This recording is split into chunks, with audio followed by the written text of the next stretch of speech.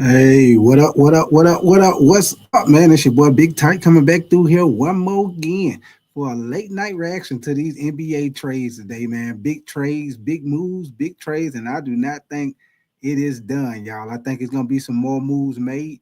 If y'all haven't heard, Kyrie Irving he declined his option, and he just signed a 3 year $119 million extension. Yes, sir. Your boy Kyrie Irving just got paid. He just got paid. It's Tuesday night. Party hunting. Yes, sir. Your boy Kyrie just got paid. 3 year, $119 million extension, y'all. If y'all ain't heard, Kyrie, he just what he did was he declined his player option and went on and signed a 3 year deal to stay with the Dallas Mavericks, y'all. So that is the breaking news. If y'all ain't heard that with Kyrie Irving, but let's get into some of these trades today, y'all.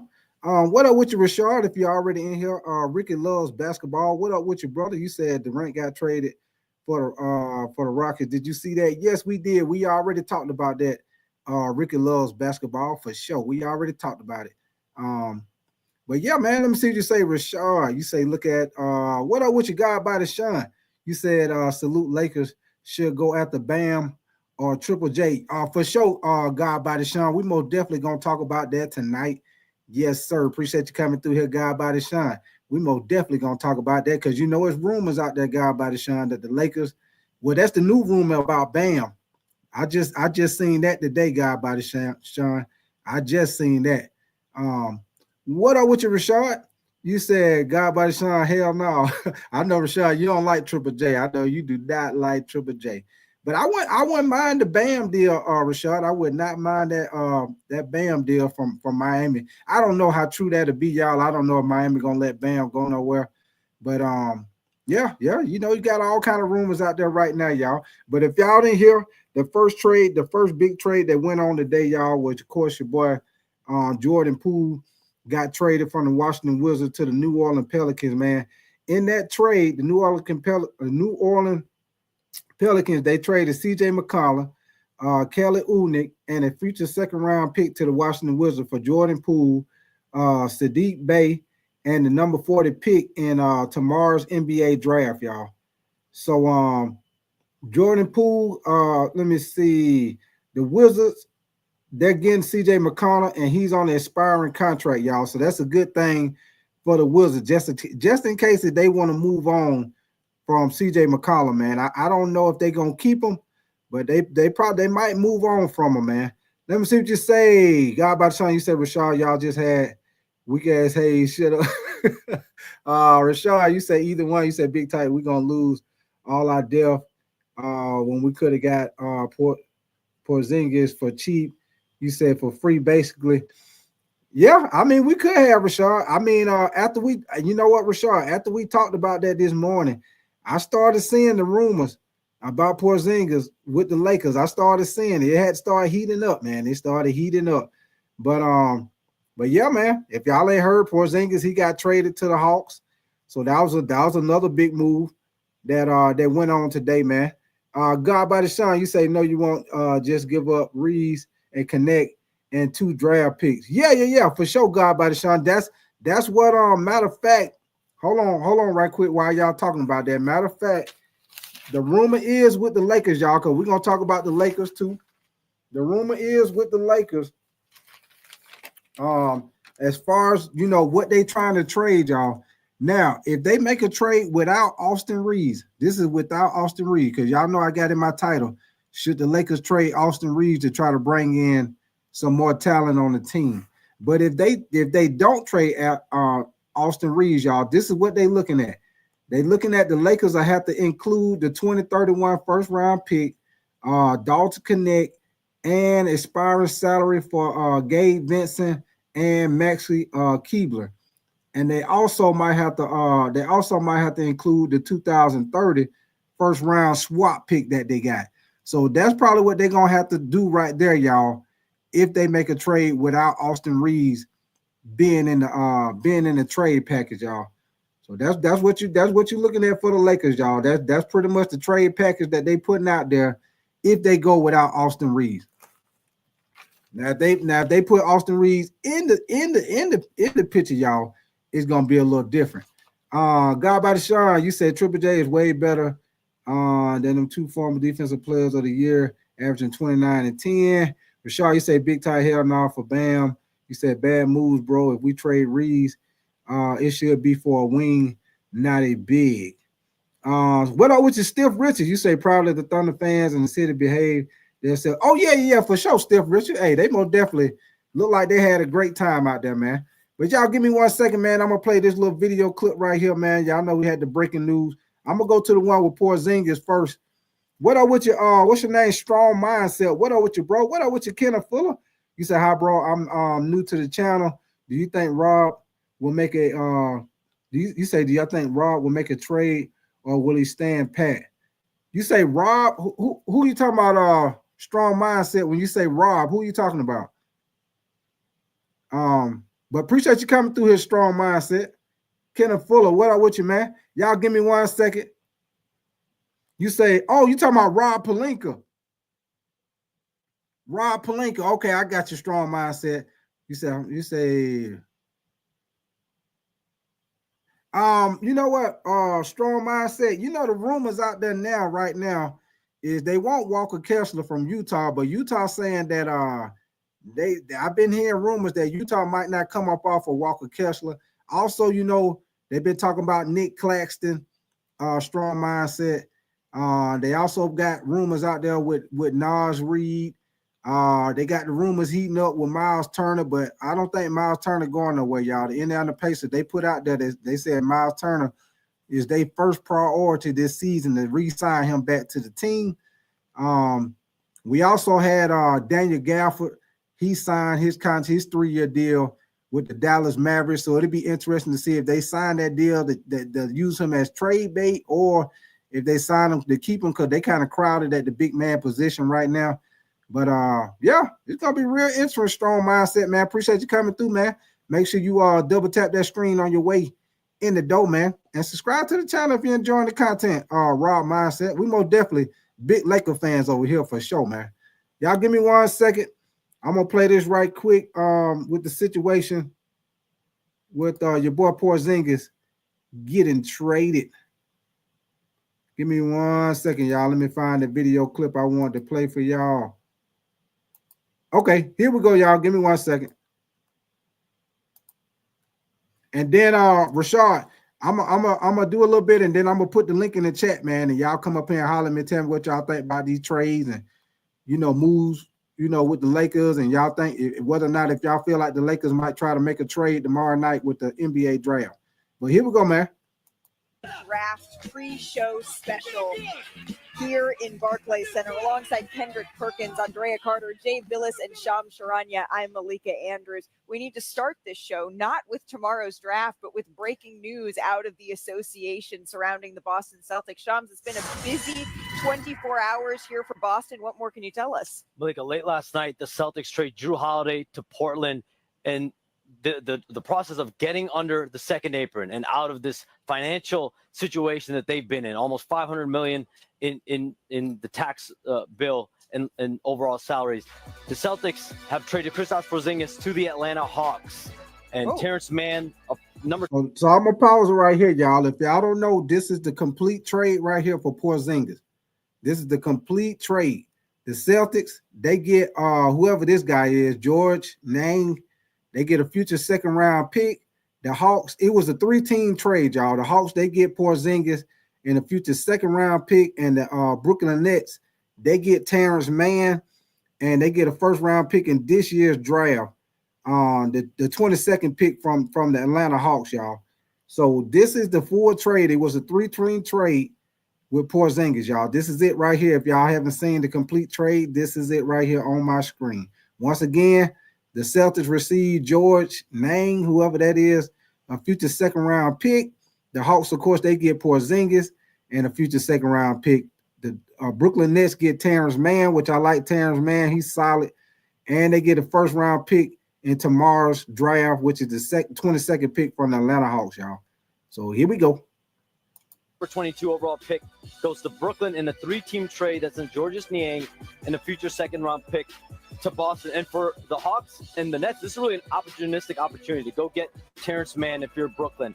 And for Atlanta, to get a dynamic big man like Porzingis. Yeah. But this is really about the Celtics. We're seeing a championship team in 2024 now starting to dismantle to an extent because they were so deep in the luxury tax. This now gets them $180 million of savings in these moves. As excited as I am for the pick and pop game between Trae Young here and Kristaps Porzingis, Shams is absolutely right. It's pretty astounding when you look back a year ago where the Boston Celtics were to where they are now here, Perk. You won a championship with them in 2008. Did I? Do you want me to say it again? Say it with your did. chest. He's a champion in 2008. What do you think of these moves for the Celtics? Well, let me say this. Brad Stevens is something else. He's not just a trip, he's a vacation, and I love it, right? He's not afraid to be aggressive and make moves. I don't think this is the end of it, right? You're not going to just give up a guy in Kristaps Porzingis who was a crucial part of you winning the NBA championship, and that's all you get back. I think he's just getting started.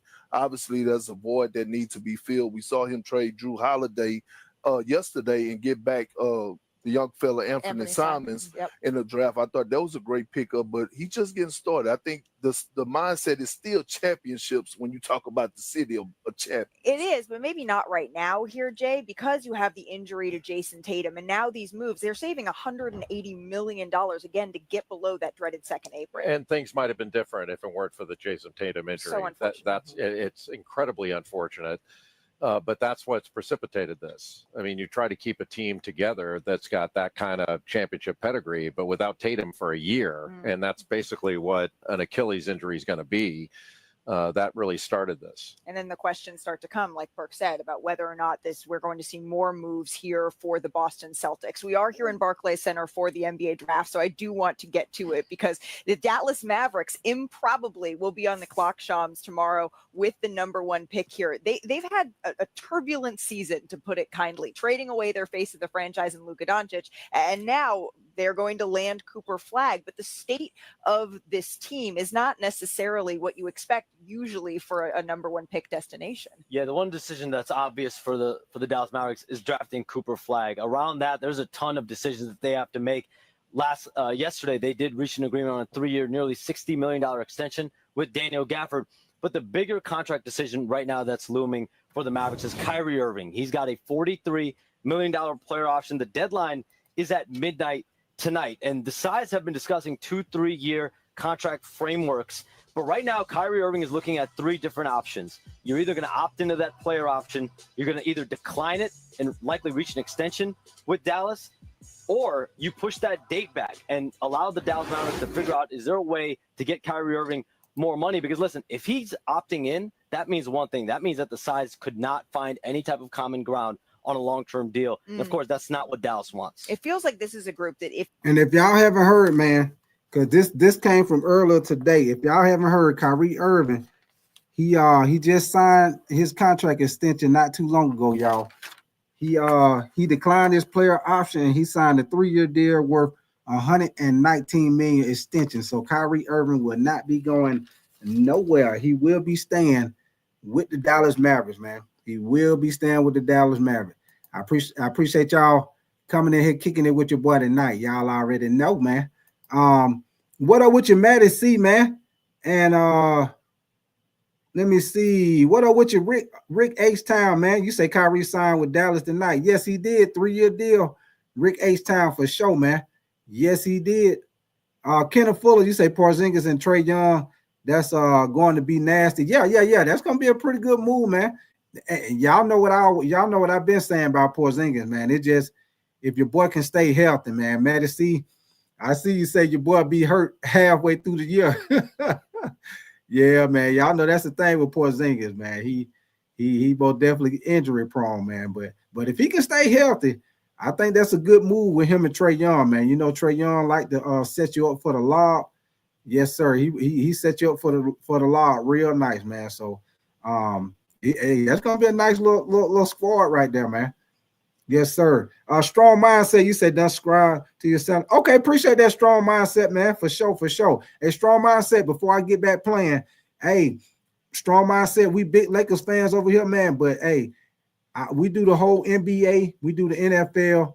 We do college football and college basketball, man. And I will be getting into the WNBA and a little bit of the baseball too, y'all, now that the NBA season is over. So, yeah, that's what we do over here, Strong Mindset. What up with your medal, man? You say, how about them Thunder? Yeah, hey, I see that. Hey, I see they had that parade today, baby. I see they had that parade. Let me see. One, I guess that's your name. One, you say this draft ain't real. Yeah, I understand why you say that, one, because this ain't one of them drafts where it's a whole lot of talent in it. So I understand why you say that. Probably after, if you ask me, probably after like maybe somewhere around 10 to the 12, probably about the top 10, 12 picks. After that, yeah, I pretty much, I don't know what's going on after that, man. After probably about the top 10, 12 picks, all the rest of them guys, they pretty much just, role players. You know what I'm saying? But you know how the draft go, man. It'll always be somebody that be unexpected that went late in the first round or in the second round, end up being a good player. You just never know. But as we know, the guys that we looking to do something pretty much in the top 10. After that, I don't know. It's a coin toss after that, y'all. Rick H-Town, you say, I'm going to make it Big Tater Rockets. I hear you, Rick. Hey, Rick H-Town. Hey, them Rockets going to be hooping, baby. They going to be hooping. I know you're ready for that basketball season. Rick H-Town, like I told you before, all they need to do is get about 2 more shooters. They get about 2 more shooters because, they want a good 3-point shooting team. So they get about 2 more good shooters, baby. They're going to be on and popping, Rick H-Town. They're going to make some noise for sure. But here we go, man. I'm going to finish playing this, man. I'm going to definitely appreciate y'all coming in here, kicking it with your boy on a late night for sure, man. Let's get it. If they can stay afloat until January, Flag starts to gel a little bit here, Andrea, and then you're talking about maybe getting Kyrie Irving back from that ACL injury. This is a team that really could make a push. Yeah, and when you talk about Cooper Flag, the one thing, I sat down with him in March and I asked him, what was it like to be the leader at Duke? And the first thing he said was how special it was to have veterans around him. Oh, hey, one quick second. Hey, appreciate you coming through. Appreciate you coming through, Strong Mindset from the Philippines, man. That's what's up, man. Appreciate you coming through, brother. But yeah, I agree with you, man. And you know what, Strong Mindset, with the new ownership, and that guy, he ain't scared to spend money. Strong Mindset. So I most definitely feel like they're gonna get the big man that we need. You know what I'm saying? And I also feel like they need to get a better bench. If they get a better bench and get a shot blocker, rebounder, athletic big, I think the Lakers can make some noise. But they got to get that. They got to get that big man. And I'm gonna tell you something, Strong Mindset, while we on it. If you ask me, I will bring Jackson Hayes back, y'all. If I'm a Lakers fan, I'll bring Jackson Hayes back, but he'll be off the bench. I think Jackson Hayes is a solid guy off the bench, but we most definitely need to start an athletic big and get a better bench, man. Because the bench wasn't really hitting on them for the Lakers. They need a better bench for sure. Noah Smith, what up with you, brother? You said as an ATL resident, you said, I'm very unhappy. How are we going to give up a decent young player and a first round for Hey, Noah Smith. Going straight to Grady. Send him to Grady. Noah Smith. I'm from the ATL myself, baby. Born and raised, Noah Smith. So I'm gonna definitely understand, man. I'm not a Atlanta fan. I'm not a Hawks fan. I'm a Lakers fan. But hey, I got you though, baby. I'm straight from the ATL myself. Born and raised, baby. So appreciate you coming through, Noah Smith. And matter of fact, hey, subscribe to the channel, man. Double tap the screen for the light, Noah Smith. We do the whole NBA over here, man. Even though I'm a Lakers fan, we do the whole NBA. We do the NFL. We do college football and college basketball, man. And we do a little bit of boxing if it's a big boxing match. So Noah Smith, most definitely appreciate you coming through here, kicking it with us, man. But I will tell you this, Noah Smith. If your boy, okay, appreciate that, Noah Smith. What up with you, Jocelyn? On a late night. God damn, Jocelyn on a late night. But Noah Smith, I'm gonna tell you this: if Porzingis can stay healthy, I put it like this, Noah Smith. If he can stay healthy, maybe about 70% of the season, Noah Smith, I think him and Trae Young will be a nice little combination because Trae Young will set you up for that lob, real nice and sweet, baby. He will set you up for it, man. So if he can stay healthy about 70%, the Hawks might make a little noise, man. Y'all know that rookie they had last year. You remember he got hurt. I think he's gonna be solid too, man. Rashard, you say Noah Smith, you say you got Porzingis for free. You say, what's the problem? Rashard, you say, and he's on his final year and he's gonna ball to earn a new contract. What's the issue? Noah, you say, yeah, I agree. Big if. Okay. All right, man. Y'all give me 1 second, man. I'm gonna finish playing this video. And like I said, Rashard, I ain't gonna take that long. I'm gonna put the link in the chat in a little bit. And we got to talk about these trades and what I'm saying, what the Lakers should do with their offseason moves. And this Porzingis move, did it make the Hawks better? And hey, Rashard, is your boy Jaylen Brown next on the chopping block with the Celtics, man? Hey, we're gonna talk about it all tonight, y'all. Let's get it. We're gonna talk about it all. Let's get it. Him at Duke that could help ease him into college basketball. He will have that same thing when he goes to the Dallas Mavericks. When you talk about a player like Kyrie Irving, Anthony Davis, so Cooper Flag can come in. You just said it's not a normal situation. Right. Most times, number 1 overall picks, they go to a team and everything's on their shoulders. This won't be that for Cooper Flag. So you imagine Kyrie Irving coming back. You've got Anthony Davis. This could be a beautiful situation for Dallas to make a run. Well, Anthony Davis, he did tell me, I remember when Cooper Flag splashed that 3 in my face during Team USA training camp. He said I might need to get him back for that. I want to bring in our front office insider, Bobby Marks. News in the NBA, the Boston Celtics are trading Kristaps Porzingis to the Hawks as part of a 3-team deal with the Nets. That's according to ESPN. Boston receives George Niang and a second-round pick, while the Nets get Terrence Mann and Atlanta's number 22 pick. It's the second major trade in the past 24 hours the Celtics have pulled off to shed salary after sending Jrue Holiday to the Trailblazers. And taking a look at the trade details as it's reported, Hawks getting Porzingis and a 2025 second-round pick. The Nets getting Terrence Mann, that number 22 pick in the draft. Nets with an ample selection of picks. And there it is for y'all one more time, man. Y'all that just coming in here. There it is. What up with your Barry, man? What up with your Barry? Appreciate you coming through, man. This is the trade right here one more time, y'all. If y'all just coming in here, it was a 3-team trade. And like I say, the Hawks, they got Porzingis and they got a 2025 second-round pick in this year's draft. The Brooklyn Nets, they get Terrence Mann, which I like Terrence Mann, man. I think Terrence Mann, he's a solid player. Brooklyn Nets also get the number 22 pick from Atlanta in this year's draft. And the Celtics get George Niang. I don't really know who he is, y'all. I think George Niang, I think he's a power forward or something. I gotta check that out. But they also get a 2025 second-round pick, y'all. So the Celtics, they most definitely dumping off contracts, y'all, because y'all know with the new ownership, they trying to get up under so they don't have to pay so much in the luxury tax. So if y'all didn't know, that's the reason why y'all see the Celtics dumping off contracts. And I don't think the Celtics done, y'all. I think 1 or 2 more players gonna get dumped off, man. Probably tomorrow or somewhere around the draft. It might be 1 or 2 more players get dumped off. But here we go, y'all. Through the first round. Meanwhile, And what up with what's your name? Wheelchair Winkler. What up with your man? You say Shrimp, Nowitzki, Wagner, and Schroeder. What up with your man? Appreciate you coming through, Wheelchair Winkler. And what up with your Mello? Mello said, Rashard, we tried to tell you Porzingis was gone. Yeah, I told you that horse and buggy, baby. Horse and team buggy. Trade. Celtics receiving George Niang, 2025 second-round pick. We're now joined by CBS Sports NBA analyst John Gonzalez on the heels of yet another blockbuster trade at the hands of the Celtics. And the first domino fell on Monday after they traded away Jrue Holiday to the Blazers to shed a chunk of their luxury tax. But even after the move, they still needed to trim nearly $20 million to get under the second luxury tax apron. But John, how would you just describe these last 24 hours for the C's?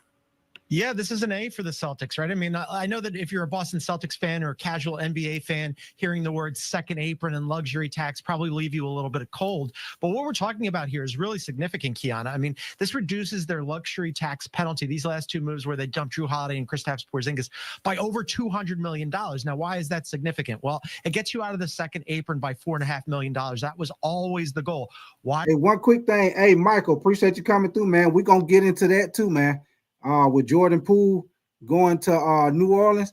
Hey, Jordan Poole, I actually think that's a good move for New Orleans, man, because now you get a younger guy, which, C.J. McConnell, even though C.J. McConnell still play good ball, C.J. McConnell getting older. So they get a chance to get younger with Jordan Poole, man. Jordan Poole can most definitely get you at least like 25 points a game. I think that'll be a nice little combination with him and Zion. And you know with Zion, man, when Zion on the floor, your boy be hooping, but it just when he on the floor, man. Zion, his main thing is he got to stay healthy. We know Zion can get buckets. He just got to stay healthy. But Michael, I most definitely think that was a good move for the New Orleans Pelicans getting Jordan Poole, man, because your boy still can hoop. Your boy still can hoop. You just didn't hear that much about him, Michael, because he was on the Washington Wizards, and you don't hear that much about him. But your boy Jordan Poole, he led them in scoring, man. So he still can get buckets.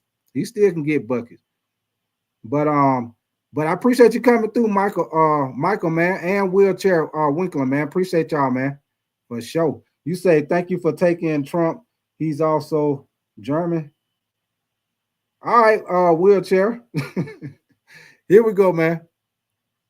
How do you want to be out of the second apron? Well, if you're in the second apron for a year or two, that really restricts how you can build your team. The heavy restrictions on, aggregating salaries, how much money you can take back, your picks get frozen. It really binds you up. So Brad Stevens being able to dump these two guys that everybody in the league, Kiana, knew he was trying to get off of. And then on top of that, he gets 3 second-round picks back, George Niang and Anthony Simons' expiring contract. I know that this is like kind of wonky stuff here, but Brad Stevens, this is a really good job by him. And now the Celtics going forward, they can maybe listen to offers on Derek White, maybe listen to offers on Jaylen Brown. If you get bowled over, who knows? It gives you some optionality. And there's even a world where they could even duck the luxury tax altogether if they get off of Sam Hauser and move him into a mid-level exception. So on the whole for the Celtics, this is a really tidy bit of business for them. Aprons, luxury taxes. I just appreciate you making sense out of all of this for the casual fan. But John, with these recent moves, the Hawks now out of the salary cap second apron that you were discussing. But do you think Brad Stevens is maybe done dealing, or do you expect more moves to be made? Yeah, who knows with the Celtics now? Now they don't have to really bargain from a position of, oh man, we absolutely have to duck that second apron, right? Because previously, as I said, hey y'all, hold on. 500 to be made. Now look at these contracts. Now look at these contracts, y'all. Look at these contracts. So the Celtics been able to dump off a good bit of money, and y'all see at the bottom they $4.5 million away from the second apron. So y'all see right here, these are the contracts that they got left. They got Tatum, $54.1 million a year. Jaylen Brown, $53.1 million a year. Derek White with $28.1 million. Hey, this one thing y'all want to watch, y'all, because I think it's gonna be probably at least one more guy that they move. It might end up being Sam Hauser because he got $10 million, or it could be somebody like Peyton Pritchard. Well, I don't know. Peyton Pritchard, he only got $7.2 million. So I don't know. The next guy on the chopping block, it might end up being Sam Hauser. From what I'm hearing, man, they want to try to keep Derek White, but y'all keep an eye on Jaylen Brown, man, because it's a couple of rumors out there with Jaylen Brown's situation also, man. So y'all keep an eye on that the next couple of days, especially tomorrow with the draft. You know what I'm saying? A lot of these teams trying to get picks in this year's draft. So y'all just peak game, man. I don't think the Celtics done. I think they're gonna do a little bit more, y'all. Let me see what you say. God by the Sean, he said a lot of these teams stupid, just throwing away money away. Ain't no way these teams should be over the cap. Yeah, I agree with you, man. I agree. Good. You say Sam Hauser is a good trade asset. Yeah, I agree with you.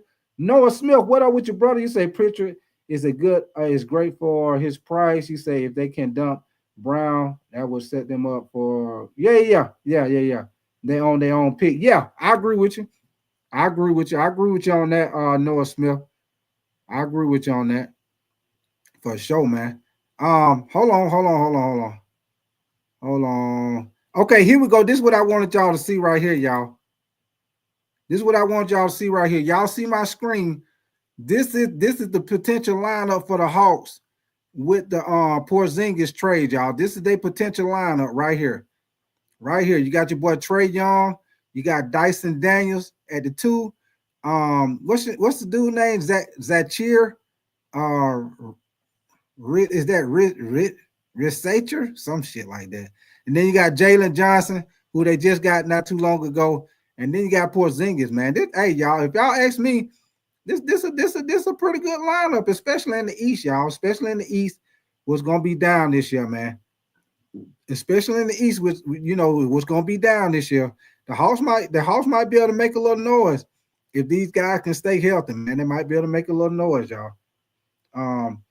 Strong mindset. You say, hey, bro, do you think? Hold on. You say, do you think Rob working on the deal right now? You say, man, I want the Lakers to make trade. Hey, strong mindset. I'm the same way, man. I'm like, man, I'm hoping the Lakers. The Celtics making moves. I'm like, shit. I need the Lakers to make a move, but I'm hoping they do some strong mindset, man, because they got to get an athletic big, man. So I'm hoping they make a move soon, man, for sure, man, for sure. But yeah, man, I just wanted y'all to see this, man. This they projected lineup for this starting season, man. I think it's gonna be a nice lineup right here if they can stay healthy. And the thing with Porzingis, when he play, your boy be hooping. It just when he gonna play. Y'all know that's the thing with Porzingis, man. When he gonna play? When he gonna play? Y'all give me 1 second, man. Let me get this off my screen. Let me see what y'all saying. Noah, you say I like that. You say Porzingis plays big old 6-man too. And God by the Sean, you say Ricky broke a record for steals in the season as well. And let me see what you say. God by the Sean, you say Lakers don't have a bad team outside 2 bench players and a center. Yeah, God by the Sean. That's why I keep saying the same thing. God by the Sean, I keep saying the same thing. Lakers just need to get an athletic big. Bring Jackson Hayes back. You can bring Jackson Hayes back for the low and let him come off the bench. I think Jackson Hayes will be straight for coming off the bench. Get your starting athletic big and get that bench straight, God by the Sean, and the Lakers will be straight. Get that bench straight. And I think they'll be straight. You know what I'm saying? Get some guys off the bench that can defend the perimeter. And you know what I'm saying, to kind of make up for Luka and Austin Reaves. And y'all, and that's another thing, y'all. That's another thing with the Lakers, man. Y'all know, there been rumors, with them maybe having to put Austin Reaves in a trade package to get that athletic big that they want. How y'all feel about that? How y'all like that? Do y'all like the fact that Austin Reaves might get traded, or y'all? Because they got 2 options, y'all. I like I told y'all, the option is they either put in a package with Austin Reaves, or if they want to keep Austin Reaves, then the package that this is the package that they're looking at without Austin Reaves in the trade, y'all. If Austin Reaves is not in the trade, the Lakers are looking at including the 2031 first round pick. Dalton Connect will be in there. They'll have to put an expiring contract in there, which would be Gabe Vincent, and Max Kleber. And they also will have to include the 2030 first round swap pick that they have. So that's what you're looking at if they don't trade Austin Reaves. That's what y'all looking at right there. Let me see. Rick H-Town, you say Derek Lively could be available for a trade. Hey, Rick H-Town, if the Lakers could get Derek Lively and put him back with Luka, boy, that'd be nice. But Rick H-Town, I think the Lakers messed up on that Anthony Davis trade. I think the Lakers were just so happy. I think you know what I think, Rick H-Town. I think they were so happy and probably shocked to get Luka for the low like that. I think they were just so happy to get him. They just got him. But if you ask me, Rick H-Town, they should have added in one of those bigs from Dallas included, in that Luka trade, man. They should have tried to get Lively or either Gafford, because they were giving them AD. I think they could, if they weren't gonna give up Lively, they could at least got Gafford, probably for the low. So I think the Lakers dropped the ball on that one. I just think they probably were so happy and probably so shocked that they were getting Luka for the low like that. They probably just said, yeah, let's go on and get it before they change their damn mind. They probably, yeah, let's just go on and get it before they change their damn mind. That's exactly what I think they thought, man. But God by the Sean, you say got to get a defensive center who didn't need the ball or can catch oops. Yeah, for sure, God by the Sean, for sure. That's exactly what they need. You say Reaves is a really good trade asset since he yeah, for sure. Noah Smith, you say trade Reaves for Walker Kessler dream scenario. Noah Smith, that is what I'm hoping for right there, man. That's who I want. I want Walker Kessler all day long. Your boy is number 3 in block shots. Your boy is top 10 in rebounds. Hey, I would love to get Walker Kessler. Yes, sir. And they can have Austin Reaves. They can get Austin Reaves, a couple of picks, and let's get Walker Kessler and give me Jordan and give me John Collins too. Give me both of them. And we on and popping. God by Sean, you said I had walked out. You said I asked what happened to Christian Woods, dude, was nice. Is he still? You know what? God by Sean, that is a good damn question. What the hell did happen to Christian Woods, man? Hey, all I know, God by Sean, the last thing I heard about Christian Woods, man, he had something going on. What was that? His baby mama or his girlfriend or something? He had something going on with her. And that was the last thing I heard with Christian Woods. I don't know if he's still on the team or not, man. I most definitely felt like he was a solid player. But once he got injured, I don't know what his injury was, but it was like he never did come back. I don't know what the hell. Okay, Rick H-Town, he was the baby mama. Okay. I know it was something going on. Yeah. Melo, you said AR has to go or the first round or the first and the package. Okay. And you say Lakers should try to fleece that 7-footer from the Heat. You say he remind you of Wemby. Okay. That wouldn't be no bad move neither. That ain't no bad move neither, God by the Sean. That ain't no bad move. But shit, man, since we talking about the Lakers, give me 1 second. I got a little something. On the Lakers too, man. Give me 1 second. Since we talking about the Lake Show. Give me 1 second. Since we talking about the Lake Show. Here we go, man. Bobby Marks ahead of an exciting NBA offseason beginning in LA. Bobby, what do the Lakers need to accomplish here in the next week or thereabouts to become championship contenders? They need 2 things. They need a center, and that is priority A. And then, of course, they need some perimeter shooting here. Now, listen, they've got expiring contracts to go out and make a deal over $60 million. Keep an eye on the draft pick they have in 2031 or 32. We saw they tipped their hand in the Mark Williams trade that was voided back in February that they are willing to go out and make. Hey, what up with you? What's your name? Artavius Dixon. What up with your brother? You say the Lakers need to trade Reaves. He gets cooked on defense for sure. He does. Him and Luka. Hey, Artavius Reed. It would help out if you only got to worry about Luka on defense. Because you see with Minnesota, they were going after Luka and Reaves. But appreciate you coming through, Artavius, man. Appreciate you coming through, man. Make sure you subscribe to the channel. Double tap that screen for the likes, man. LaShawn, is that LaShawn Walston? You say Jaylen Brown traded for Giannis for Giannis.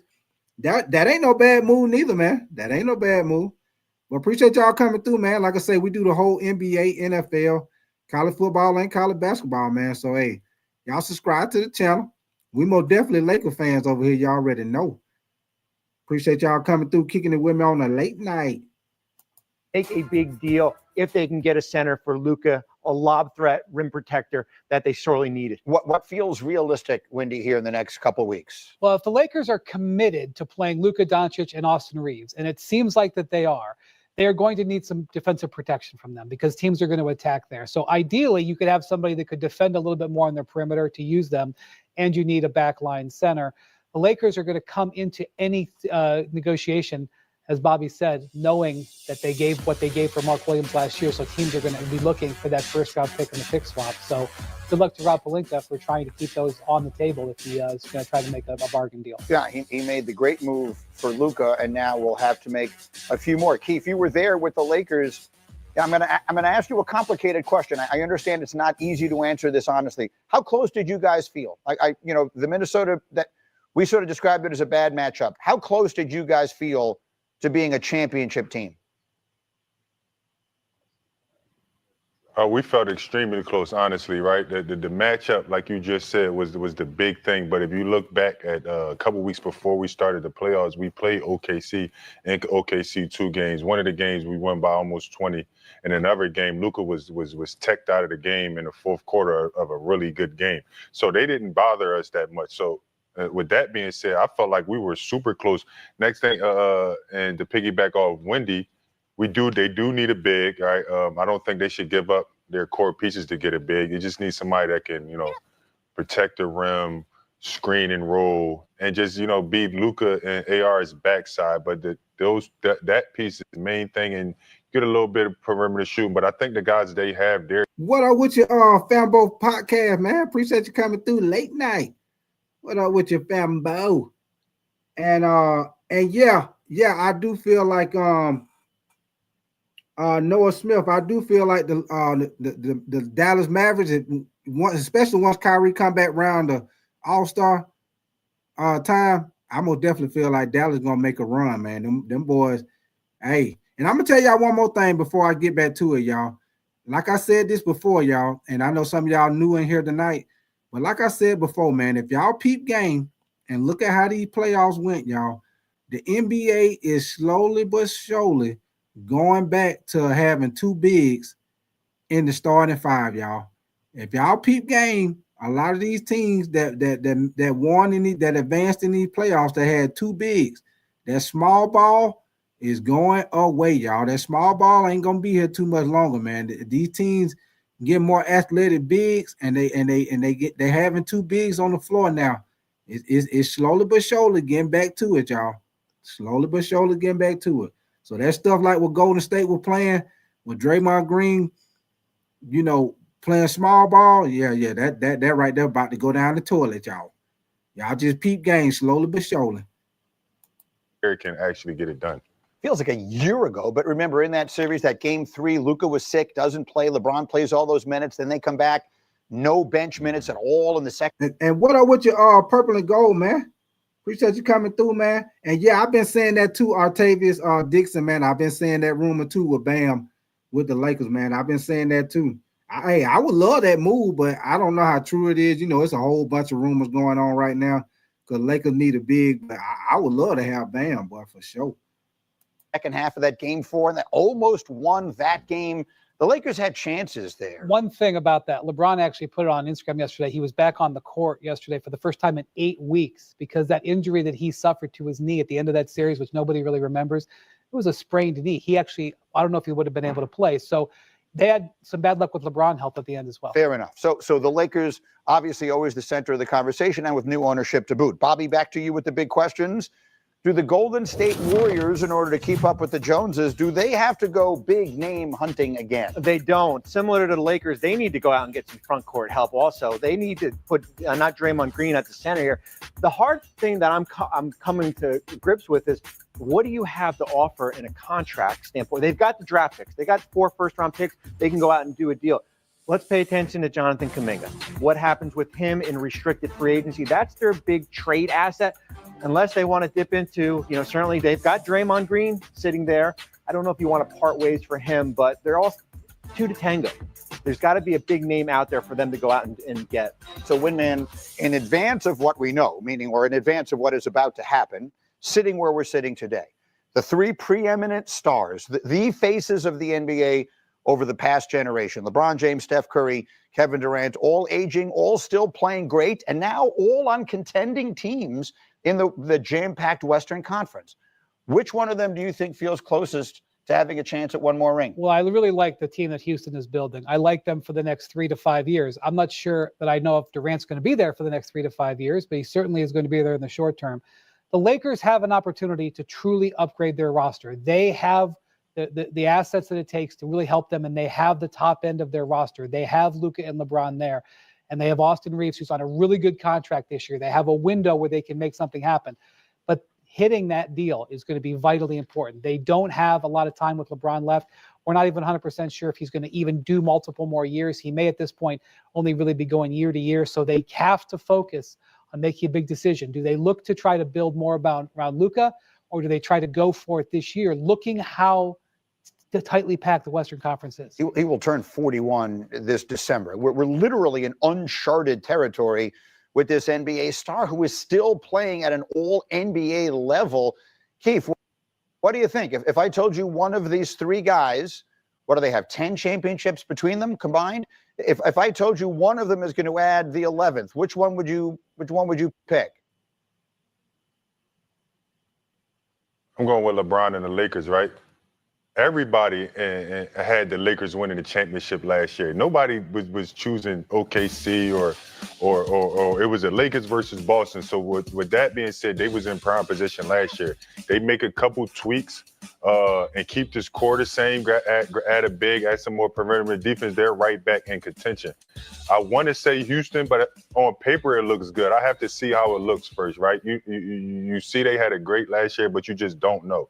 So I'm going to go with the team that I'm more certain of, and I'm going to go with LeBron and the Lakers. Final word, Bobby. Houston for me with Kevin Durant, just because they still have the players. When you look at Amon Thompson, Şengün, certainly Fred VanVleet, and then you have other things to go out and make another deal if another player becomes available. Look, all this is going to get reordered in the next week, 2 weeks, 3 weeks, and more. So we'll keep a close eye on it. Should be a very interesting. They had someone or something in mind. Well, clearly it looked that way now. Or they were trying to get some guys, but those guys were working for other teams. Right, exactly. And they didn't wind up getting them. And so now here they are without that. And so as we sit here this minute, Bobby. Now this right here, y'all, this is an update right here on the Knicks coaching search they trying to get, because the Knicks got to get a coach, man. They trying to get everybody else coach.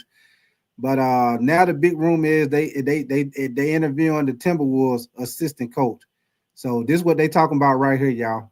And I'm gonna definitely, hey, I appreciate y'all coming in here kicking it with me tonight, man. What up with you? Hold on, I see a couple of new people in here. What up with you? Is that Jaxel, Nikki?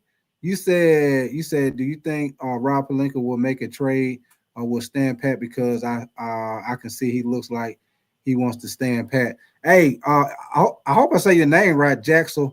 Hey, man, I'm hoping the Lakers make a move, man. They got to make a move, man. They got to get an athletic big, man. We cannot go back in the playoffs. I mean, we can't go into the season with Jackson Hayes. We got to get an athletic big, man. We got to be able to compete. Like I said, all these teams that's advancing now, these younger teams, they got 2 athletic bigs on the team. We gotta get an athletic big, man, to be able to compete. And the Lakers got to get a better bench, man. They got to.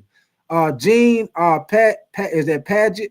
You say Cleveland. I could see the dark horse pick will be Milwaukee. You say I'm new on the channel. Hey, appreciate you coming through, Jackson, man. Beckett, you say no one is in Oakland, bud. And Fanbo, you say the Lakers. That real funny. Yeah, hey, Fanbo, I don't know what he talking about. That he thought the Lakers were going to win. Ain't nobody said no damn Lakers were going to win the championship.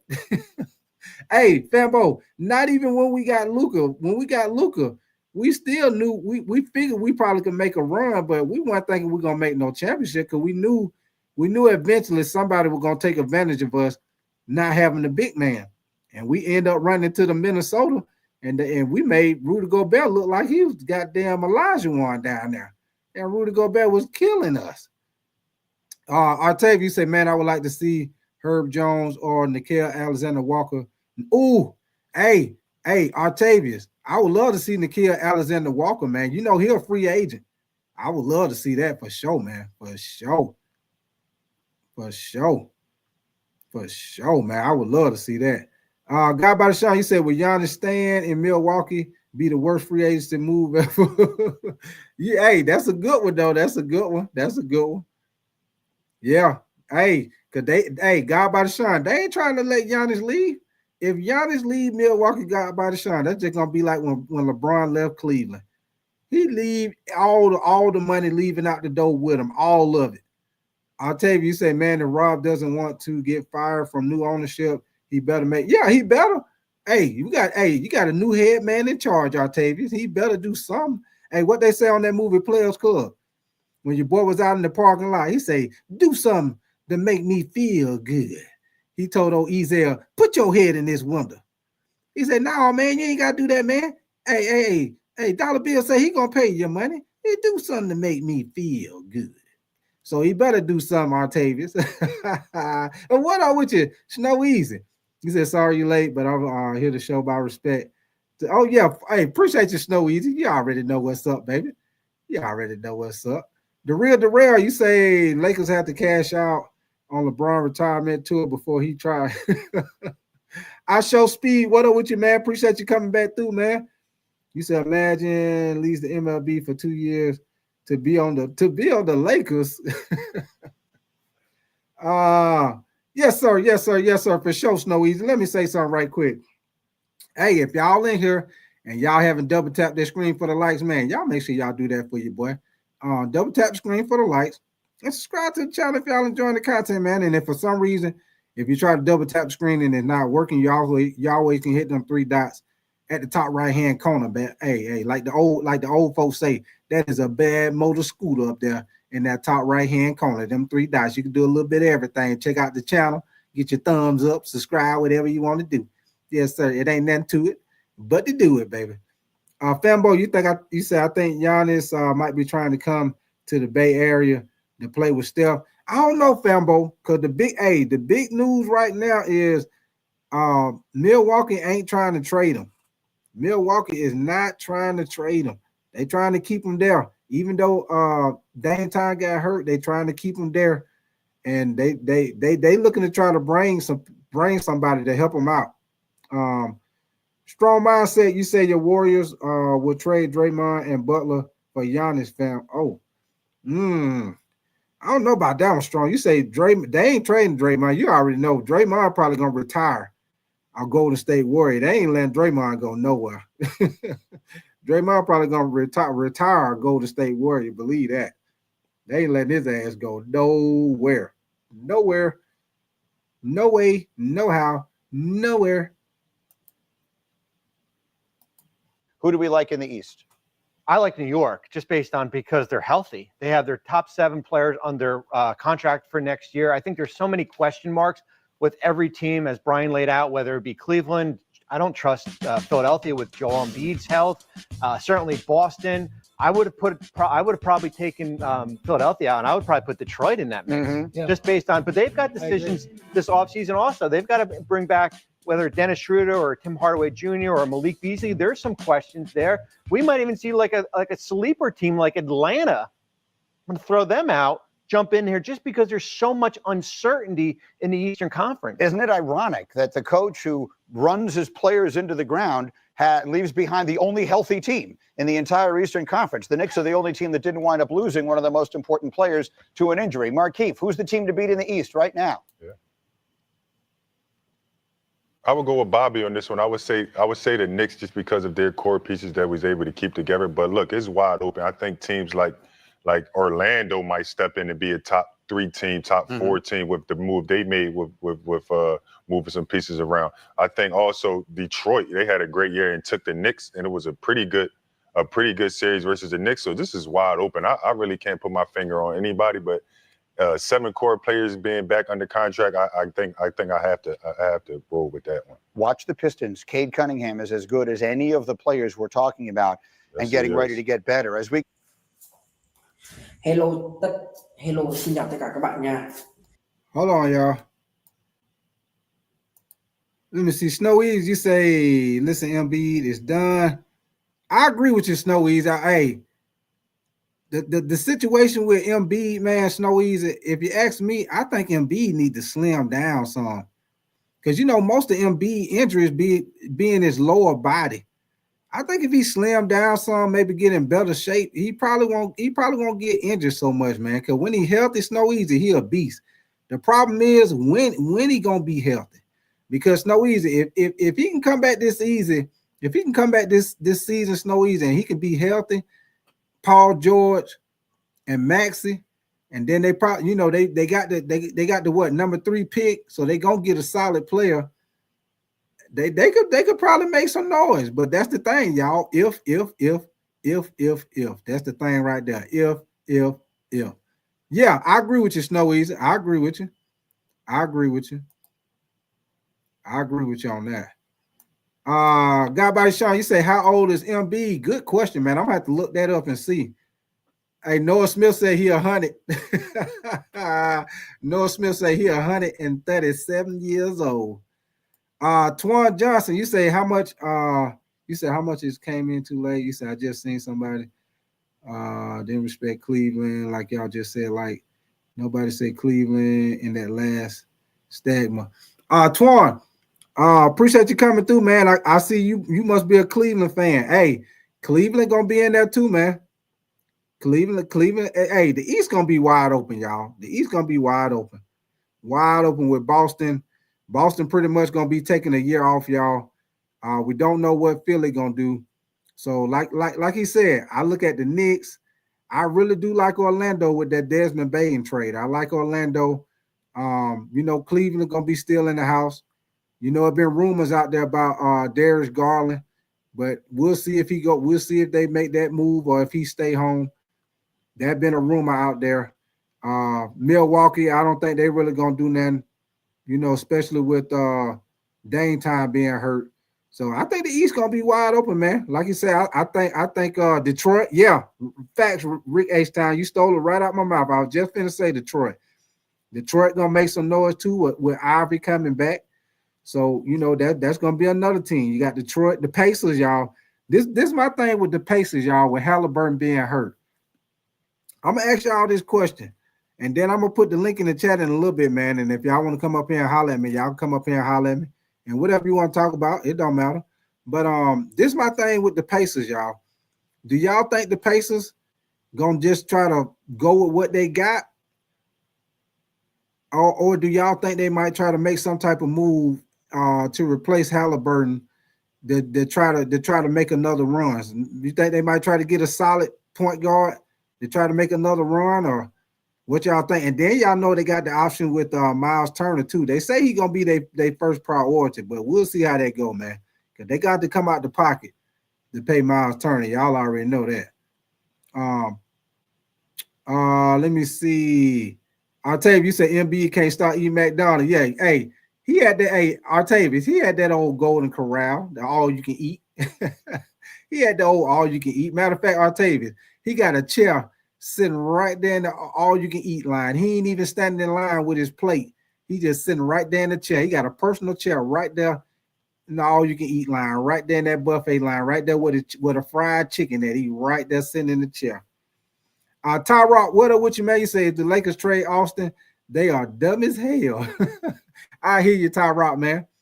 Appreciate you coming through, man. Snowy, you say NBA age is the same age as station wagon in the 70s. Yeah, hey, Snow Easy, the old station wagon with the door handle. You remember that the old station wagon with the door handle on the back with the button on it? The old station wagon for sure, man. OKC Thunder, what up with you, man? Appreciate you coming through, man. You said Embiid is 31. Okay, appreciate that, Snow Easy. You say the Pacers might be trying to get Nikhil. That would be a good move. Hey, Nikhil, I think that'd be a good move.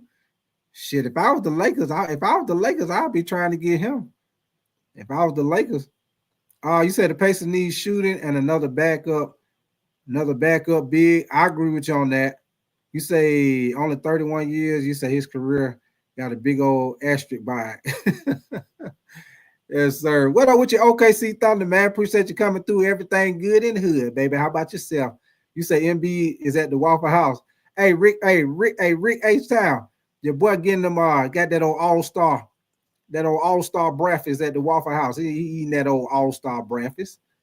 That old all-star breakfast.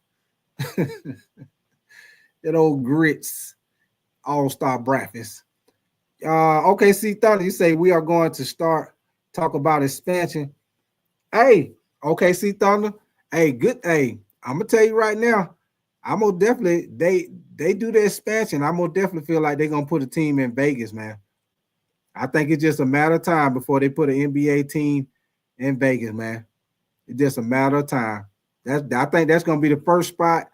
The second spot, I don't know. They might go back to Seattle. It's a possibility they could put another team in Seattle. Yeah, I agree with you, OKC Thunder. Yeah, I think those might be the two cities that they go with. Yeah, I agree with you, H-Town. I think it'll be Seattle and Vegas. That's exactly what I think too, y'all. For sure.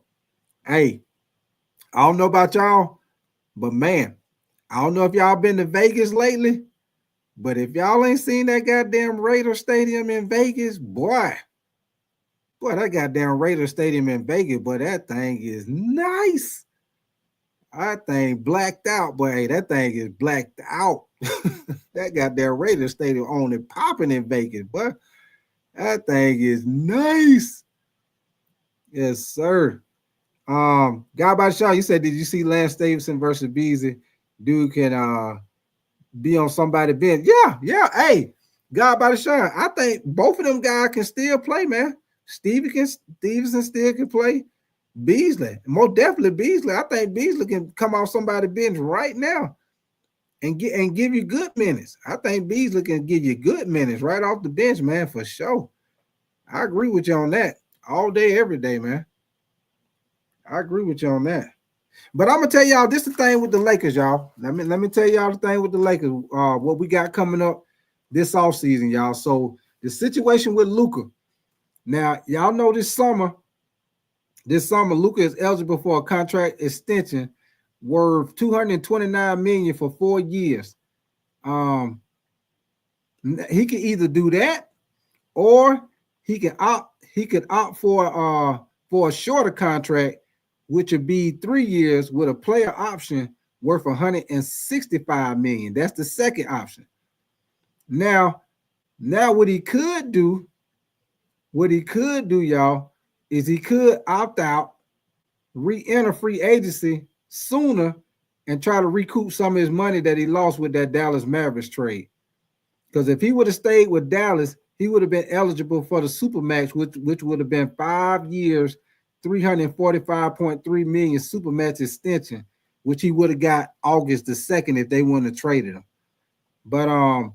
But as far as the extension with the Lakers, y'all, he got up until August the 2nd to decide on that extension, man. Like I said, it'll be worth $229 million for 4 years, y'all. So that's probably what he's gonna end up doing. But like I said, don't be surprised. Don't be surprised if he go on the second option, which he'll have a shorter contract for 3 years with the player option. That'll give him a situation where if he get a shorter contract for 3 years with the player option on that 4th year, he'll be able to get that big contract that he's supposed to get with Dallas, y'all. So it'll be interesting to see which way he go, which direction he go. So we got that situation with Luka, which I think he's gonna sign. I don't think Luka going nowhere. And then last but not least, we got your boy LeBron with his player option. Matter of fact, LeBron ain't got that much longer to make his decision, y'all. LeBron got up until June 29th of this month to make his decision whether he gonna opt in. If he opt in, he'll get his deal will be worth $52.6 million if he opt in. Do that decision. If he opt out, then he can sign a contract. He can sign a new contract extension with the Lakers, or he can become a free agent. If you ask me, I ain't worried. I think LeBron gonna stay, especially with the new ownership, man. Like I say, the Dodgers owner, your boy ain't scared. He ain't scared to spend that money. Y'all see what he doing for the Dodgers. The boy ain't scared to make that. He ain't scared to pay that money, and he don't mind bringing big name players in there to try to make runs for championships, y'all. And I do know baseball don't have a salary cap, y'all. I do know that. But your boy ain't scared to spend that money, man. Y'all know the thing with Genie Bus and them. They weren't really trying to spend that money like that. But this guy, he don't mind spending that money.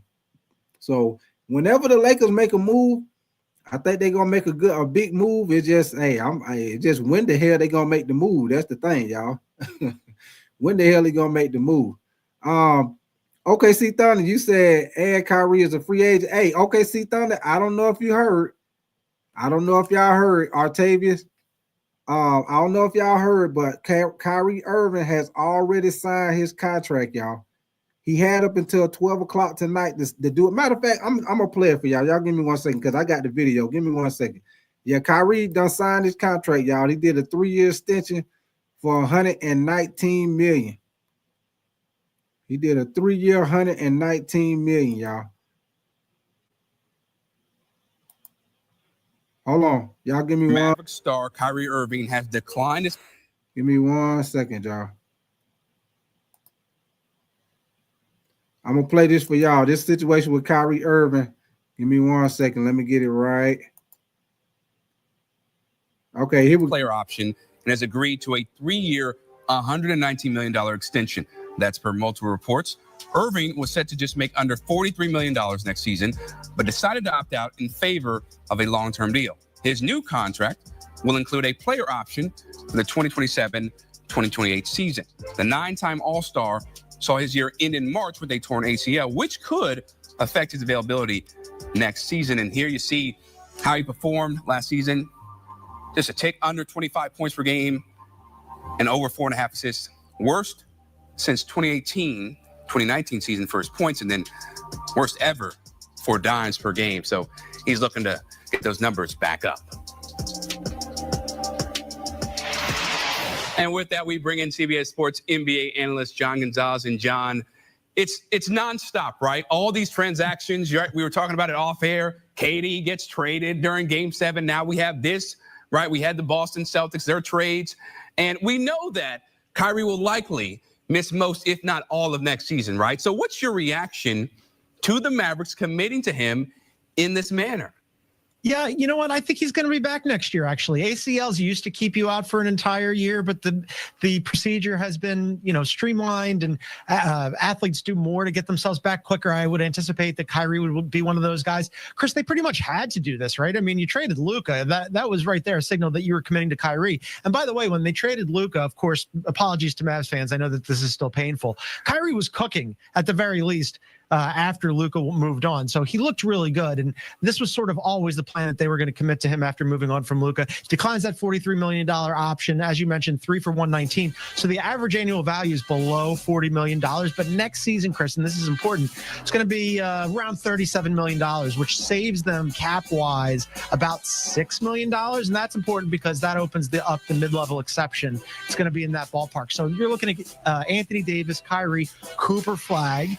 They just re-signed Daniel Gafford, Derek Lively. They still need a guard, but as I mentioned, the mid-level exception, because he takes a little bit of a haircut on that $43 million option, that lets them help go and team build a little bit. So Nico Harrison can go out there and get some backcourt shot creation help for Kyrie. Yeah, and maybe you talk about, shot creation and help for Kyrie. A lot of his game is focused on his elite quickness and ball handling, right? How do you expect him to look when he does return to game action?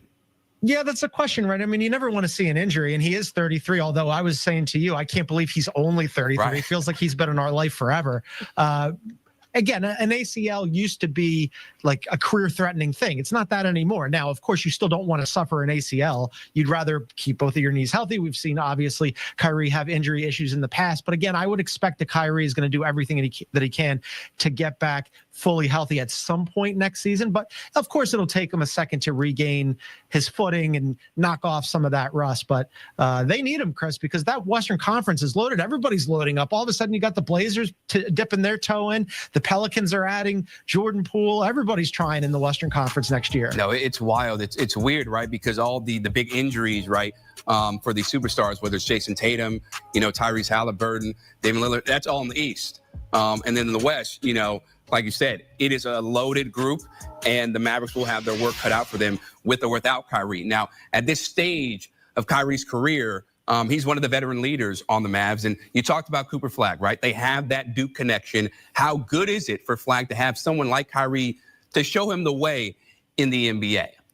I mean, Kyrie has had some issues in the past where he was a little bit of a knucklehead. I think since he got to Dallas, he's been exemplary, both on and off the court. And obviously the Mavericks liked what they've seen from Kyrie Irving on and off the court, because part of why is they ship out Luka Doncic, who they didn't want to commit to long-term. And we can get into all the reasons why that was kind of a wild, crazy decision that could have cost Nico Harrison his job, but they identified Kyrie Irving as a guy that they want to keep around. And then, Chris, man, to luck into the first pick with Cooper Flag, and you get to pair him with Kyrie and AD. Look, I wouldn't have traded Luka Doncic. I'm guessing you wouldn't. Most people wouldn't have traded. Certainly no Mavs fans that I've ever heard from would have traded Luka Doncic. However, I don't hate AD, Kyrie, Cooper Flag. Hey, y'all see this, though? Y'all see what your boy Kyrie Irving, because Kyrie Irving be getting buckets. Y'all see where they got him at. Y'all see what it say. Most seasons with 20-plus points per game, 4+ assists per game, and 45% field goal percentage per game.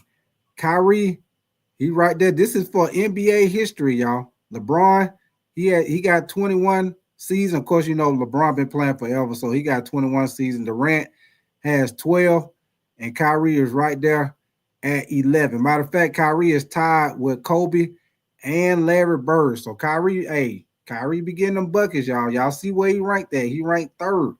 He tied right there with Kobe and Larry Bird, man. Most seasons with 20-plus points per game. So, hey, your boy Kyrie be getting them buckets, y'all. What up with you, the kid, man? Again, the pieces. Trucker 49. What up with you, brother? What up with you, Trucker 49? That they've put together. Again, the Western Conference is absolutely loaded. But once Kyrie comes back, and if he's healthy, that's going to be a pretty good team, I think. Yeah, it'll be a pretty good team. The question is, will they be able to get back to the NBA Finals and win that Larry O'Brien trophy? Right. Yeah, not as confident. Yeah. John Gonzalez, always appreciate the time, man. Thanks so much. And speaking of Cooper Flag, make sure. All right, y'all. So I just wanted to show y'all that right quick, man. Y'all let's start talking about the Kyrie situation. But yeah, man. Yeah, your boy Kyrie done got paid. Ching ching, ching ching, ching ching. 3-year, $119 million extension, boy. Your boy got paid. You just got paid. It's Tuesday night. Yes, sir. Got paid big time. You say Kyrie played 11 games at Duke. Oh, yeah. For sure. Rick H-Town, you say you can't see Denver running the back with Jamal Murray and Elvis. What's your name? Is that Elvis Pie? You say Eagles world champs. Oh, yeah. Hey, Elvis Pie.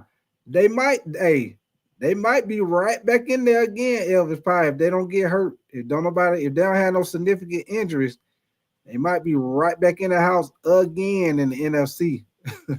Right back in there. All day, every day. And your boy Saquon Barkley most definitely probably going to rush for 2,000 yards again with that offensive line. If he don't get hurt. But if he stay healthy and that offensive line stay healthy, Elvis, your boy putting up 2,000 again. Go back and look at some of my video, Elvis. I broke it down and showed you why. Because that offensive line, he get through that offensive line, man. Your boy don't get touched till he on the second level of the defense. He do not get touched, period. H-Town, you say got to go real quick. You say you got Canelo or Crawford. H-Town, Canelo is my favorite boxer. And not Canelo. I'm sorry, Crawford. Crawford is my favorite boxer. And then Canelo is my second favorite boxer. But Rick H-Town, even though Crawford is my favorite boxer, man, I don't know how that's going to work with Crawford going up in weight like that to fight Canelo.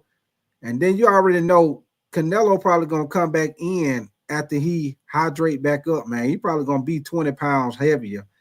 So that's my only thing, Rick H-Town, man. If Crawford was the same weight, then I probably would go with Crawford because I'm a Crawford fan. But I don't know, man. Canelo might. I don't know, man. I don't know how Crawford gonna do with that weight advantage, man. Because Canelo gonna come in and he gonna be at the catch weight. It just what is he gonna weigh when they get ready to fight when he hydrate back up, man. That's what the problem gonna be right there. That's what the problem gonna be right there, Rick H-Town, for sure, man. But y'all give me 1 second, man. If y'all want to come up here and holler at me, man, I'm gonna put the link in the chat. I know it's late. But I'm gonna put the link in the chat, man. If y'all want to come up here and holler at me, whatever y'all want to talk about, shit, we can talk about the draft. If you want to talk about your team, you want to talk about Porzingis trade or Jordan Poole, it don't matter. But y'all most definitely make sure y'all subscribe to the channel and turn your notification bell on, man. We'll be back on tomorrow night for the NBA draft. I will be doing live reaction for the NBA draft tomorrow night. So if y'all ain't doing that, y'all come back through here and post up with your boy for a hot minute tomorrow night for the first round of the NBA draft, baby. You already know. Let me see you say, Fambo, you say this is going to be Terrence Crawford's biggest fight for of his career. Yeah.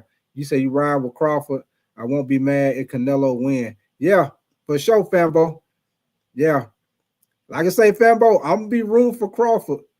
But I don't know if he's gonna beat Canelo, man. That weight difference in boxing, that shit is for real.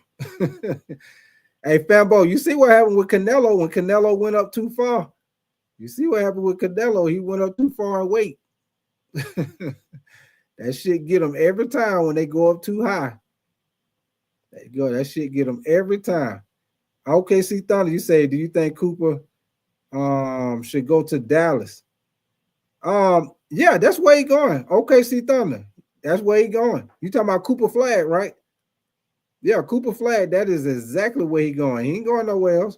Dallas already done said that's who they picking. They ain't y'all. I hope y'all don't think tomorrow night that the Dallas Mavericks gonna trick everybody and trade that pick to somebody. They is drafting Cooper Flag, y'all. Believe that.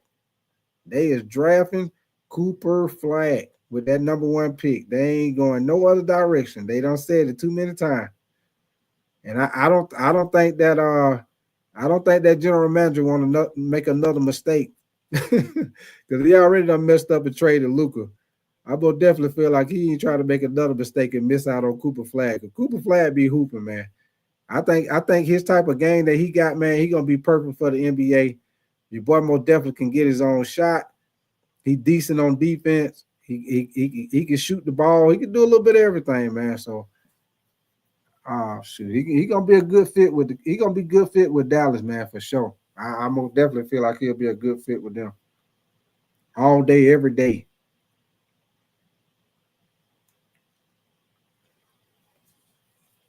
But what did y'all think about the Jordan Poole trade also today, y'all? We ain't really talked about that neither. The Jordan Poole trade.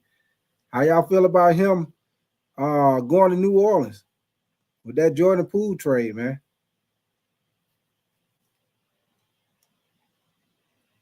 Matter of fact, y'all give me Fambo. You say you're going to be crazy, Dallas.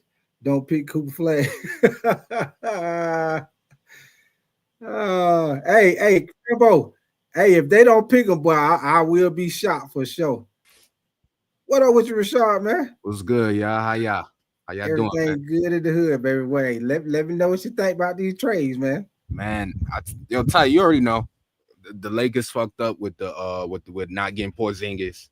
He was available, bro. They traded. What's this dude's name? I forgot. I had to write down his name, Ty. Yeah, I don't even know. I think his name. What was it? George? Is it George? Dang. Yeah, I don't know who he is. Straight bum. Only getting $8 million. They basically gave Porzingis away for free. I don't know why the Lakers couldn't get that done. It was a low risk trade, Ty. We didn't have to give up anything. We could have gave them Max Kleber, and the deal would have been done. So I don't know why the Lakers fumbled on that. Yeah. And like you say, he on an expiring deal too. So he's looking to play. He most definitely gonna try to play as much as possible so he can try to get that deal. So he could get paid. Exactly. So it was a great trade. It was low risk for the Lakers. That's what I was trying to tell you, Ty.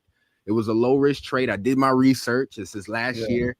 The dude ain't gonna try to miss games. So the Lakers definitely messed up. Even Golden State. I don't know why I heard Golden State was interested, but they didn't get the deal done. So it is what it is. Mm-hmm.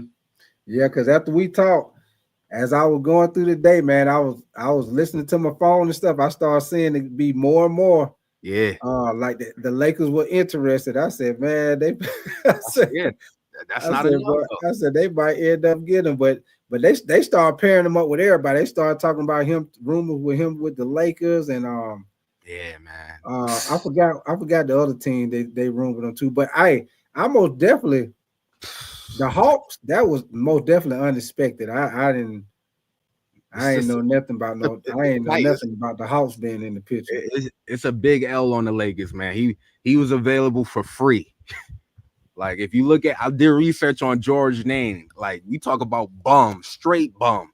All right, and he only get $8 million, and he's 32 years old. What position he play? What is he a forward or power forward? What is he? A big man? Small forward, power forward. He don't even get minutes. Oh, okay. He don't They must have just been getting him just to dump. Like I said, you remember I telling you they were trying to dump that contract. So exactly. So it's just another big L for the Lakers, man.